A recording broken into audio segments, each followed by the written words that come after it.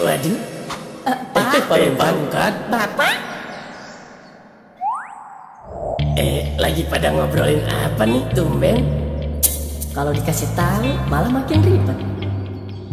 Aduh, kasih tahu jangan ya. Dia mah suka ribet orangnya. Elah, kepo orang tua. Jadi gini Pak Rungkat. Enggak, kita tuh lagi ini Pak Rungkat. Biasalah, lagi mau Agustusan, mau ngomongin lomba gitu Pak Rungkat. Tapi ya, Bang RT-nya lagi pusing katanya, belum bisa diajak ngobrol itu Bang Topan. Oh, kebetulan dong kalau gitu. Kenapa tuh?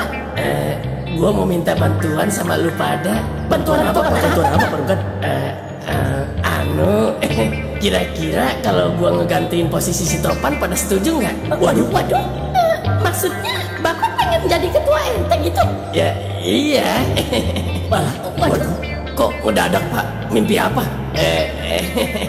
Enggak. Ya, ini sih politik. Jangan-jangan dia udah lihat. Tepat ketika percakapan itu memanas, Bang Topan akhirnya muncul. Ia mendengar semua pembicaraan dari dalam rumah. Awalnya, ia terlihat kecewa. Namun, kemudian justru mendapatkan dorongan semangat dari kegigihan para pemuda. Meskipun sempat merasa hancur, ia sadar bahwa keberadaannya masih dibutuhkan. Bang Topan pun mulai bangkit dari keterpurukannya dan memutuskan untuk kembali memimpin. Bukan karena jabatan, tapi karena tanggung jawab. Ia pun membentuk tim kecil untuk mempersiapkan lomba. Tim tersebut mereka sebut secara bercanda sebagai Cing Honda Revolusi. Mereka sadar bahwa untuk menang, kampung mereka harus dibenahi dari berbagai aspek.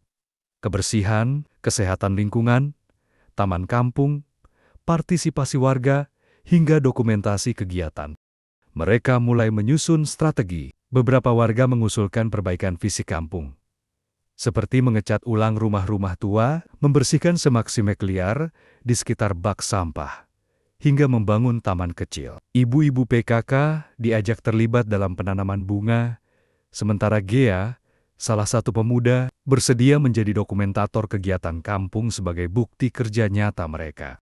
Mereka juga sepakat untuk melakukan survei keliling kampung, mencatat masalah-masalah yang perlu dibenahi, dan mulai mencicil perbaikan secara gotong royong. Tidak hanya itu, mereka berencana menyelidiki RT tetangga untuk memahami apa saja yang menjadi kekuatan dan kelemahan pesaing mereka, bukan untuk menjatuhkan, tapi sebagai bahan pembanding, agar bisa lebih unggul. Di tengah semangat yang mulai tumbuh, ada rasa bangga yang muncul perlahan. Para pemuda yang selama ini dianggap pengangguran, mulai menunjukkan bahwa mereka bisa berkontribusi. Bang Topan pun berubah. Dari pria yang putus asa, ia kini menjadi sosok yang kembali menyala semangatnya, seorang pemimpin yang belajar untuk bangkit. Bukan untuk dirinya sendiri, tapi untuk kampungnya. Namun, perubahan ini baru permulaan. Karena kabarnya, RT sebelah juga sedang menyiapkan kejutan besar untuk memenangkan lomba. Setelah Bang Topan kembali menyalakan semangatnya, roda persiapan lomba RT terhebat pun mulai bergerak. Tanpa banyak basi-basi, Robi, Dot, Kona, dan Peot membentuk tim lapangan. Tugas pertama mereka, keliling kampung untuk melakukan survei. Mereka ingin mengetahui apa saja yang perlu dibenahi agar kampung mereka layak tampil sebagai kandidat terbaik. Mereka membagi tugas. Robi membawa catatan dan peta kecil kampung. Dot memegang kamera seadanya untuk dokumentasi. Kona bertugas mencatat keluhan warga. Sedangkan Peot, seperti biasa, menjadi penyambung lidah warga dengan caranya yang kadang nyeleneh, tapi sering ampuh mencairkan suasana. Survei dimulai dari ujung utara kampung. Mereka menyusuri gang-gang kecil yang mulai dipenuhi rumput liar. Beberapa got tampak mampet, dan beberapa rumah terlihat catnya sudah mengelupas seperti belum tersentuh sejak era ringtone polifonik. Di pojok RT, ada pos ronda yang sudah lama mangkrak, penuh sarang laba-laba, dan lampunya mati. Mereka juga mencatat area yang masih layak, seperti lapangan kecil yang biasa dipakai anak-anak main bola. Meskipun tanahnya bergelombang dan tanpa garis pembatas, itu bisa dijadikan aset, asalkan dibersihkan dan ditata sedikit. Di tengah survei, mereka mulai mendengar beberapa keluhan warga. Ada yang mengeluh soal air yang sering mati, ada juga yang menyindir, kenapa baru sekarang semua orang peduli. Namun, tak semua berjalan mulus saat masuk ke area selatan kampung, yang dikenal sebagai wilayah abu-abu karena warganya jarang berinteraksi. Mereka mulai mendapat penolakan. Beberapa warga menutup pintu saat mereka datang, mengira mereka adalah petugas sensus atau penagih utang. Beberapa remaja mencibir mereka, menganggap lomba itu buang-buang waktu.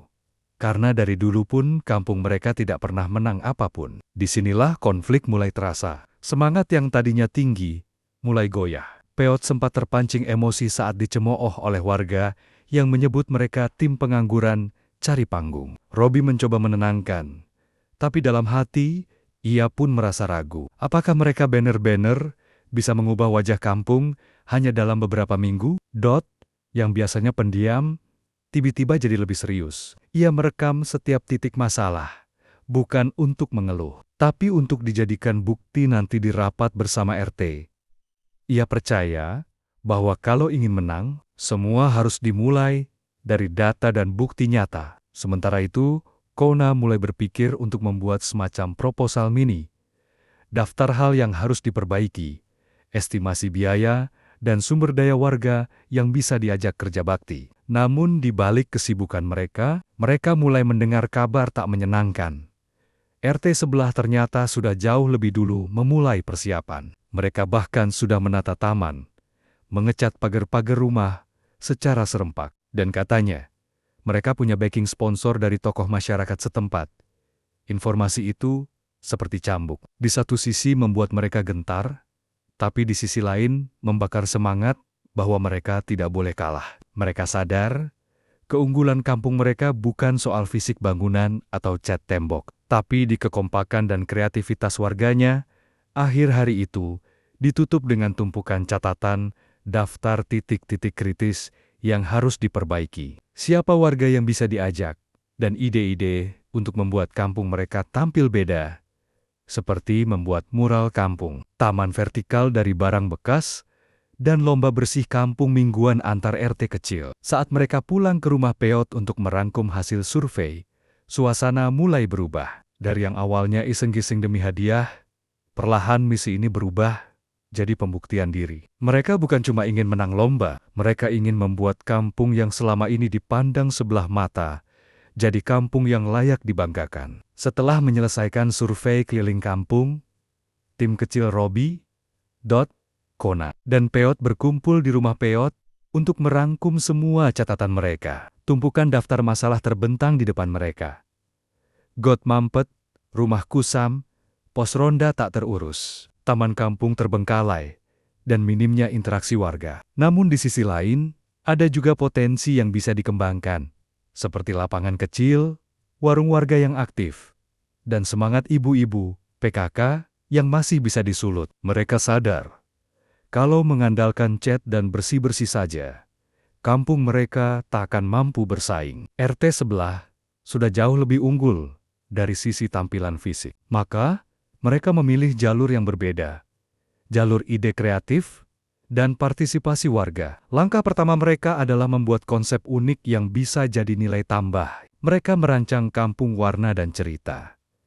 Sebuah gerakan yang mengubah ganggang sempit kampung menjadi lorong warna-warni, penuh mural, bertema lokal, yang tak hanya indah dipandang, tapi juga menyampaikan kisah warga. Mereka juga merancang taman vertikal dari barang-barang bekas, seperti botol plastik, panci tua, dan kayu sisa. Di dinding pos ronda, mereka akan menempelkan peta kecil kampung, hasil dokumentasi warga, dan papan tulis warga, tempat menulis keluhan, saran, atau sekadar pesan positif. Gagasan ini, mereka beri nama Pojok Rembuk Warga. Setelah itu, mereka mulai menyusun strategi kerja bakti massal. Robi bertugas menyusun surat ajakan untuk warga.